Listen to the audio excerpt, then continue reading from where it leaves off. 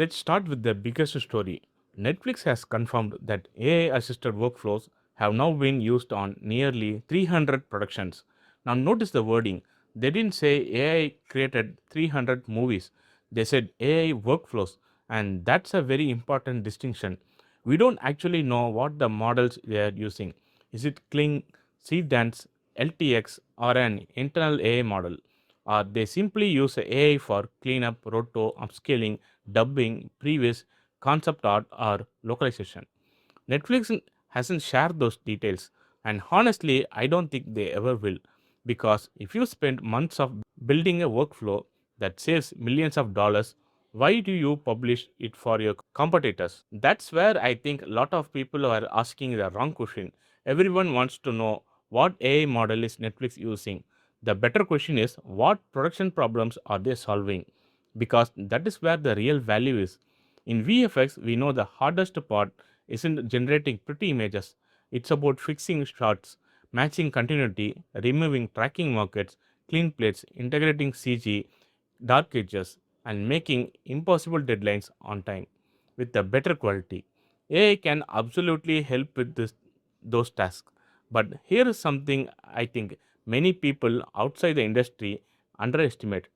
Technical knowledge still matters because we still receive client feedbacks asking why there is a black edge around an image because they don't know what premultiplication is. Color pipeline still confuses people, EXR confuse people, and linear workflows confuse people. Generating an image is becoming easier.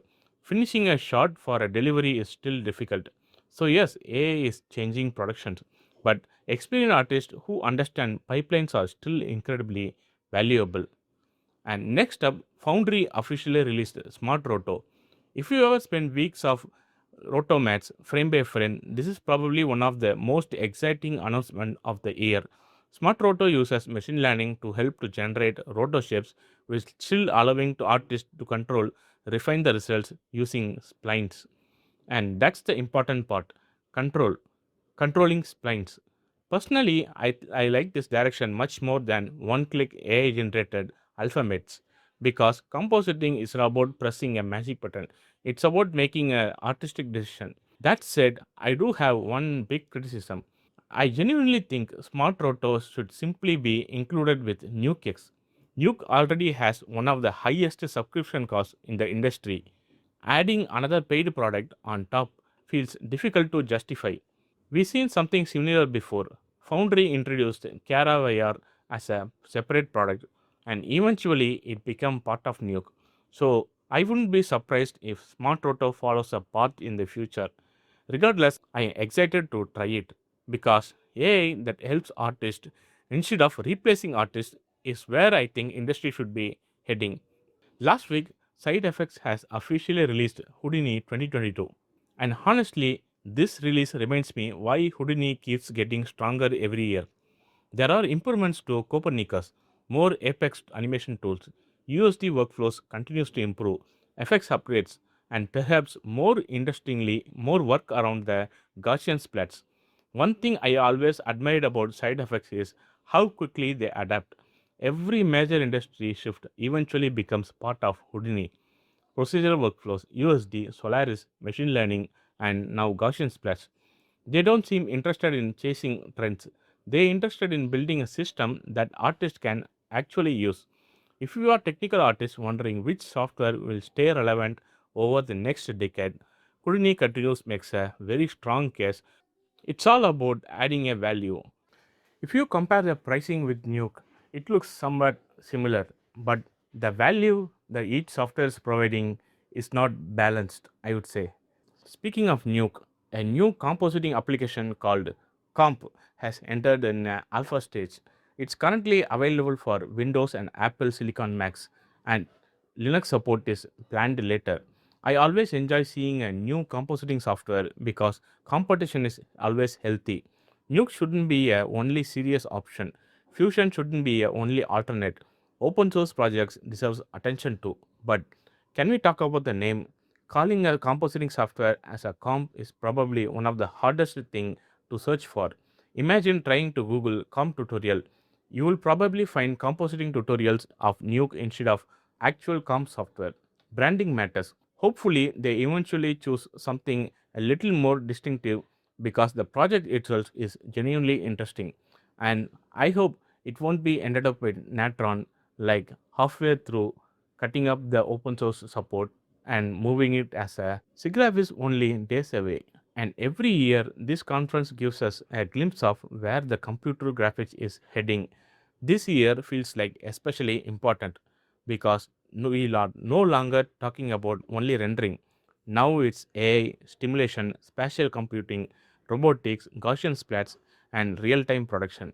Almost every major graphic company is expected to announce something or a new model.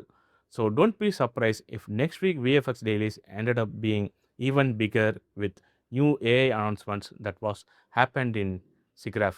Several artists have reported that sales on marketplaces like CG Trader and TurboSquid have dropped significantly.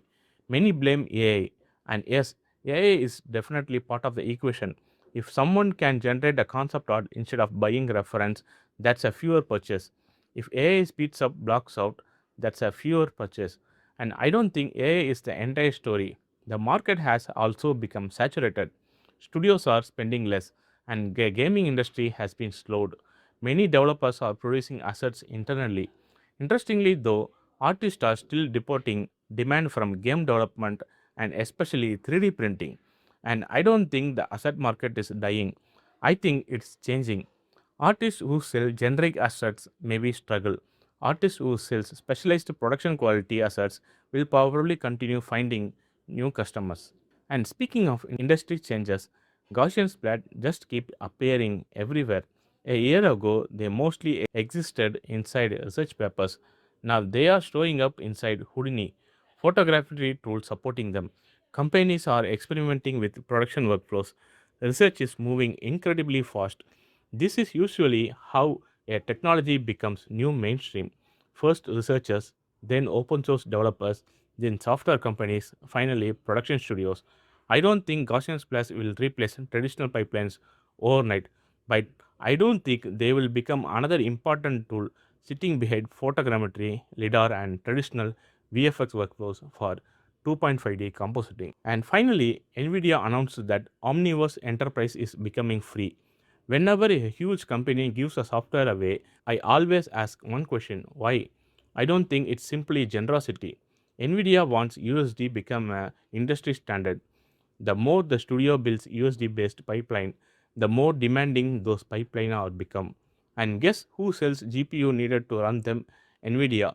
It's a smart long term strategy. Give software away, give the ecosystem, and sell more hardware. We've seen similar business strategies across the technology industry over for years. Christopher Nolan's Odyssey film has been released everywhere. The confusion around IMAX comes from one simple fact: it's no longer just one thing. IMAX can refer to a camera format, a projection system, a theater design, a post production pipeline, or just a marketing label. Most of the time, audience experience only part of the ecosystem. The first one is the screen. This is the biggest deal. Aspect ratio should be 1.43 to 1.